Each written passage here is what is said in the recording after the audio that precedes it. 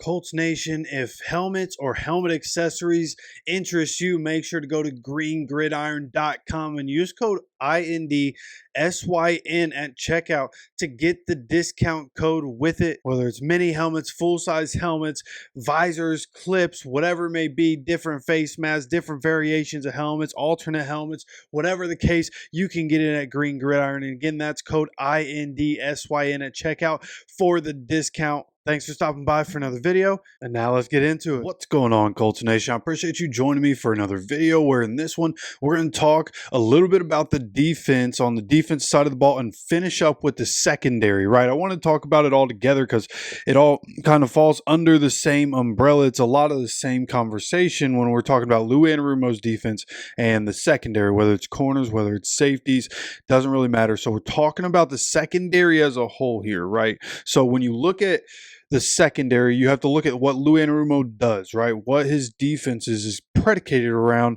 And for this particular defense, for who we have, right, it matches up well, right? This is why you go and get a guy like Cam Bynum, Charvarius Ward, right? So, yeah, of course, we hire him January 2025. And the thing about Lou Anarumo, we said it plenty of times, he's known for having an aggressive defense, right? And of course, it's a coverage-based defense. He likes to play a good amount of man. He likes to be aggressive. We've talked about it plenty of times now here on this channel where the blitz percentage, you can expect it to be generally around 25%, right? So, if not higher, right? Up to 33% would be my expectation. Somewhere between 25 and 33, which is a good amount, right? Much more aggressive than Gus's defenses typically were. And those defenses, when they're aggressive, not great because you're still playing the same base defense you generally play. You're just losing a man in coverage because you're blitzing. Lou Anarumo doesn't operate in the same way, right? He will run, typically it'll be nickel, but there's also going to be dime packages. There's going to be six defenders or six secondary players on the field, right? At a decent clip. I never did figure out the percentage, right? I would have had to go through every single play that they had to try to figure that out with the way I was doing it, but a good amount. Like I watched through a good amount, and as I'm watching, pops up on the right side of the screen who all is on the field. A good amount of times they either had 4 corners and 2 safeties or 3 corners and 3 safeties over there on that Bengals defense. So, right, which is the secondary is so important in this defense. Like when the Bengals were winning a lot of games and that defense was really good, and like they were able to really slow down, Patrick Mahomes, and for the most part, for a little while, the Bengals were getting the best of the Chiefs, and largely because that defense was able to do their thing. But as the talent rose and those guys were in line for second contracts, Bengals, of course, NFL teams can't pay everybody, so guys leave, right? And of course, that gets headlined by Jesse Bates leaving. And even though the Falcons didn't have success as a team, like he's a really good player, the Bengals felt that. And their secondary felt that. Their secondary was terrible last season, right? And it was largely because the talent level just wasn't there in the secondary. The depth that you need in this defense in the secondary is so important. And that's where the Colts went out and did exactly what they had to do. They hired somebody new and said, what do you need? And they went out and got exactly, like, we got the top corner and the top safety this year. The 2 available top at their position on defense at positions we needed. And we got those guys, right? Charvarius Ward coming in, first day training camp, all over the receivers, exactly who you expect Charvarius Ward to be, right? And then Cam Bynum, you expect him to come in, be a ball hawk, to be around the ball, and to be able to make plays in this defense. This defense seems perfect for Cam Bynum, for kind of his style of play, his body style, his athleticism. It just seems like a really good fit for Cam Bynum. So really excited to see the new guys be injected into what we have, right? Then you have Kenny Moore. We know we're going to get from him. He had a one-handed interception on an out route in the first day of training camp. You know what you're going to get from Kenny. He's a dog. Okay, so right, last year he ends up with 78 tackles, 7 31 passes defended, 3 interceptions, and a 70.8 PFF grade. And PFF is kind of trash anyways, so what do you really hold that for? I don't know. And then Jaylen Jones, you look at what he was able to do last season in 2024. He had 17 pass breakups, 2 interceptions, and 144 tackles, right? Somebody that I really expected him to come in and be the cornerback too. But as we talked about in yesterday's video about the day one recap for training camp, Jaylen Jones not practicing with the starters. It, in fact, was third-round rookie Justin Wally that steps into that cornerback 2 spot on the outside with Kenny operating in the slot. So very interesting what's happening from that aspect. It'll be interesting. I'm very intrigued to see, does Jaylen Jones end up getting practice reps with the starters, or did Justin Wally just blow everybody away so much in minicamp that it was just too obvious that he had to be there, right? And then in any case, if Justin Wally's getting starting reps over Jaylen Jones, after Jaylen Jones, over those first 2 years, getting thrusted into a starting position after being a 7th-round rookie and fighting to make the team when there were 2 other corners got drafted for the Colts in the 2nd round and the 5th round. And then Jaylen Jones in 7th. He fought to make the team. Because of injuries, he gets thrusted into cornerback 1 as a 7th-round rookie. Has his ups and downs, but showed some good things. And then goes into his 2nd year again. Does really well. I thought he did a really good job last year, and I thought him coming in as cornerback 2 and Charvarius Ward taking away number 1s, I thought that would be elite, right? And now we have it blows my mind that just in minicamp, Justin Wally did enough to start training camp with the starters. Like, how did that happen? Why did that happen? Like, that's what I want to figure out. And I can't wait to get my eyes on when I go to Indy in a few weeks to watch training camp practice. Really excited to get my eyes on the defense and to see what they're bringing, right? See just how good Justin Wally really is, right? I enjoyed the tape that I saw from him, but I'm ready to get my eyes on him and really see what's going on here. Also, we're going to be paying close attention to this to see what's happening with Jaylen Jones. Does he get starter reps? Is this a battle to keep an eye on as we continue to go through training camp, right? Could it be a strategy by the coaches, right? Jaylen Jones has had good development, but because of his situation, almost kind of got handed cornerback 1 role. So, hey, we bring in this new guy. He's really good. Let's make him fight for it, right? That could be the strategy from the coaches, right? And then you look, of course, you have Juju Brent, who's there. So, like, our cornerback depth all of a sudden is incredible. Like, if Juju Brent can stay on the field, he's a good player, right? And I've talked about him being that 6th corner or the 6th secondary player to be kind of a tweener corner safety kind of hybrid kind of player that can come in off the field. 6'2", physical player, long arms, can be disruptive, good athlete, and I just want to see him be able to find success. 2nd-round guy.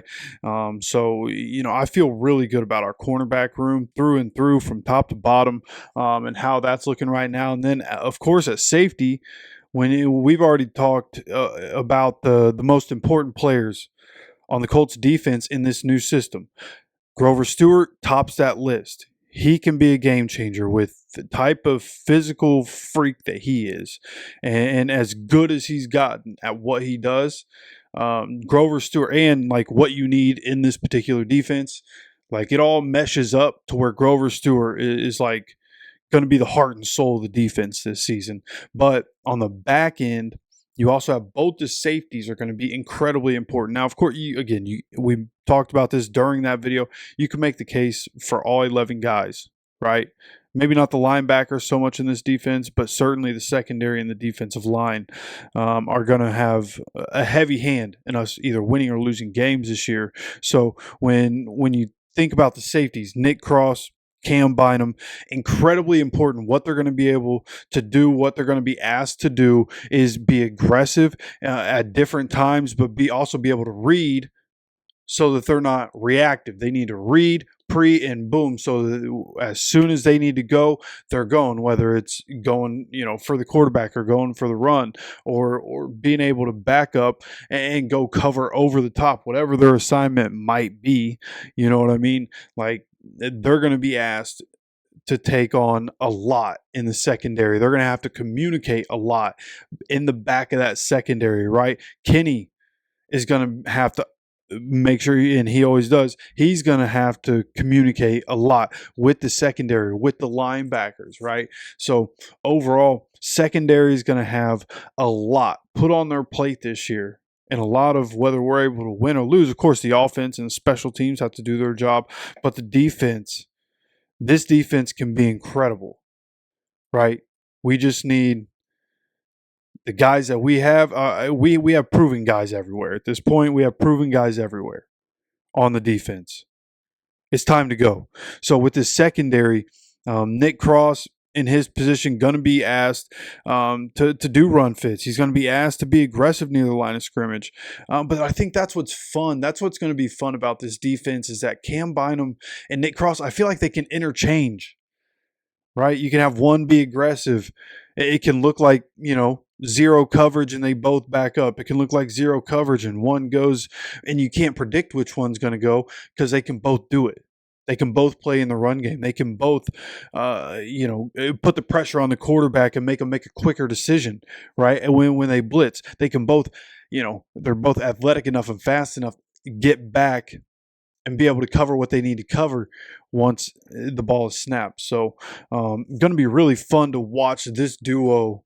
And I'm excited to see what this duo is able to do, especially with the defensive line. If the defensive line is able to be disruptive and is able to just get to the quarterback a quarter of a second, half second sooner than we had been in the previous defense. That is going to be one of the benefits of this particular defense. Is it's just going to speed up that process a little bit. And that little bit is the difference between Latu last year having maybe 8 sacks and only having 4, right? Even with the little bit that he played, right? He played like 51% of the snaps. There were just a couple times, if it was a quarter of a second sooner that he gets to the quarterback, he gets the sack. Right. So it's those small things, right? A game of inches. And when it matters most, you're going to need, in this defense, you're going to need your defensive line to be able to make the process happen quicker for the quarterback and the offense as a whole so that the secondary can, from jump in man coverage, they can put their hands on receivers and slow the receivers down. And that slows down the whole process in general. And then at that point, everything gets messed up, right? And somebody's blitzing, and now a lot's going on for the quarterback, a lot going on for the receivers, having to get off the corners and still get into the route and still try to get open. This Lou Anarumo defense is going to be incredible to watch, and the secondary is going to have a lot on their plate. So all in all, when it comes down to the defense, this is exactly what we want, right? We've now gone through the entire team, offense and defense. We've gone in depth on the defense in different videos, and kind of what we can look forward to. And overall, man, this is overall whole culture change. A culture change is happening. The girls are taking over. They're bringing their own culture change. Seems like the coaches wanted change this year. Ballard wanted change this year. Lou Anarumo comes in. He has his philosophies and things that he's been through and all of his NFL knowledge coming in with some of these younger coaches that Shane Steichen brought in and is able to have a voice in the room. And it just feels like this year, right, Shane Steichen talking about we're going to Chris Ballard, I guess Shane Steichen and Chris Ballard both talked about we're going to practice physical so that we can play physical and that so that we can be in incredible shape come week 1. So, which is a different philosophy. Like I feel like we haven't really been like that since the Pagano era. I don't even know if we were like that in the Pagano era. You know what I mean? But definitely not the Frank Reich era. And so where we are right now, the culture is shifting, and that's going to be incredible for the defense, letting the dogs off the leash. How many of you have heard me say over time, for this defense, you got to let the dogs off the leash, and Gus Bradley never did it. Okay? Lou Anarumo, that's the only way he knows, is to let the dogs off the leash and trust. that they're going to go out there and do what you need them to do. They're not going to run wild. They're not going to run away scared. They're going to go out there. They're going to fight for you, and they're going to do what they need to do to get the job done, right? So really it comes down to preparation. And that's something that has also been harped on, and something that I think Lou Anarumo is going to be able to do with this defense. So very excited again for what we're going to see from the cornerback being so deep. We're not deep at safety. I guess that would be one area of weakness on this team. We're not deep at safety, but our starters are incredible. Hopefully they're able to stay healthy. And, of course, you have Rodney Thomas there as somebody to back him up. Hunter Roller coming in, a wild card, really a safety. Could be a linebacker, could be a tweener. So we'll see what happens there. But overall, again, feel really good about the defense. We have playmakers everywhere, proven veteran players all over the place. And then a rookie, Justin Wally, making so much noise in minicamp that he gets the day one start with the ones in training camp. Like, that blows my mind. So really thrilled about kind of where we sit right now, and just want to see the team continue to get better offensively, defensively. We are going to have a video that's going to come up talking about Shane Steichen's offense, really kind of going in depth on the offense. We talk so much about the defense, but I really just want to talk about the offense. Maybe some people don't know, the inner details of kind of how the offense works, what you're really looking for in that whole bit. Right, not everybody is that versed in football, but I hope to be a connection to that. Right, learn a little bit more about football, not just news all the time. Let's learn a little bit about football. So hopefully people enjoy that kind of content. And if you enjoy this content, make sure you hit the like button. Make sure you're subscribed with notifications on, so you continue to get notified anytime we drop any content on this channel. And of course, appreciate you so much for stopping by for another video. And as always, take care of yourself, take care of each other, and go Colts.